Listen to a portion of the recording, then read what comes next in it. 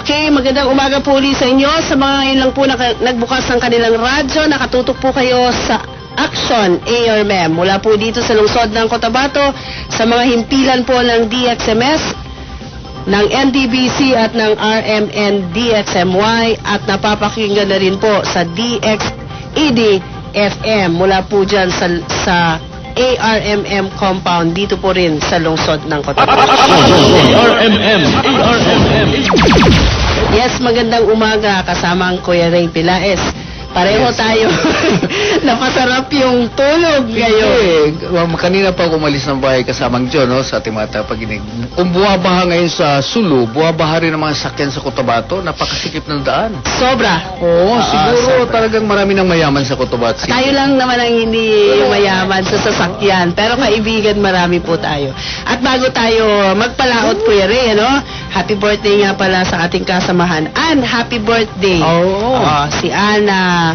Ano edad na ba kaya niya? Oo. Ano na kaya edad? Last year lang daw siya nag-debut. So, 19 years old siya ngayon. Okay. So, happy birthday. More good health. God bless. Mula po sa ating lahat. Mula po kay Director Ali Macabalang. Mula po sa lahat ng kasamahan sa Bureau of Public Information. Happy birthday! ARMM.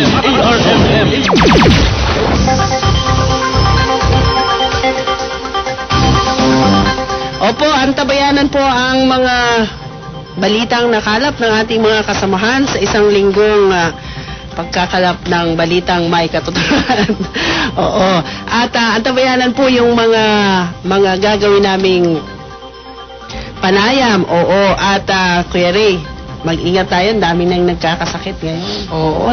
Halos sa opisina, halos may tumatawag, may sakit. Masama yung pakiramdam natin yung Simona, nilalamig, oh. Ang dami si Manong Rudy naglalagnat. Si Dennis, magpagaling ka na. Namimiss ka na namin sa opisina.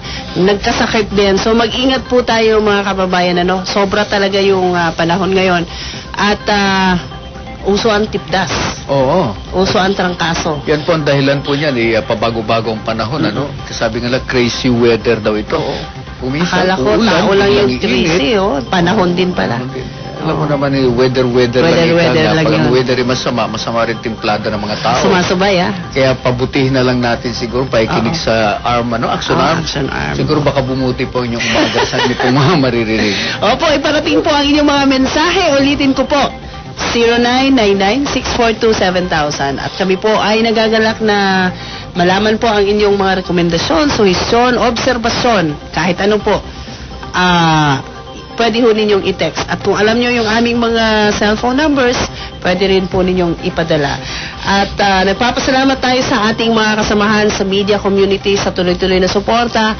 Nung tapatan sa ARMM, may mga bisita po tayong galing sa lungsod ng Davao at nakiisa po sila sa ating programa, ang tapatan sa ARMM, tuwing araw po yan ng Miyerkules. Diyan po sa... Marami nagtataka dyan, ano daw itong tapatan sa ARM. Ito po yung weekly program po ng BPI.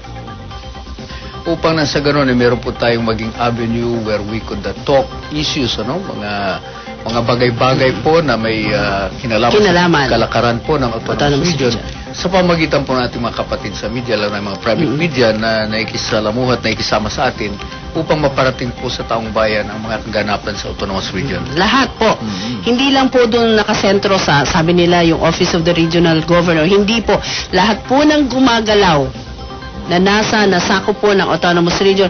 Kahit nga hindi nasakop ng ARM, kapitbahay na natin kung sa ikakaganda ng lahat ng Pilipino, paminsan sinasabayan na natin kasi siyempre yung sabi nga nila yung sakit sa kalingkingan sakit na nararamdaman ng buong katawan. So nakikiisa tayo. In a way, hindi naman natin iniisip na iba tayo sa lahat, kung autonomous tayo. Merong mga hinaing ang autonomous region na nagsasabing mabuti pa kayo riyan na hindi autonomous, may pakinabang pa, no? And marami pong mga hinaing ang ating autonomous government na na-address naman dahil napaparating po natin sa Malacanang at sa halls of Congress yung mga bagay-bagay na medyo deprivations natin despite the fact na tayo po ay autonomous, Autonomous. Yes, at Tuloy-tuloy po tayo dito. Kasama si Kuya Ray at ako po si Joe. Mamaya po ng konti. Ihahatid po namin ang mga balitang nakalap po ng ating mga kasamahan mula sa Bureau of Public Information sa isang linggo.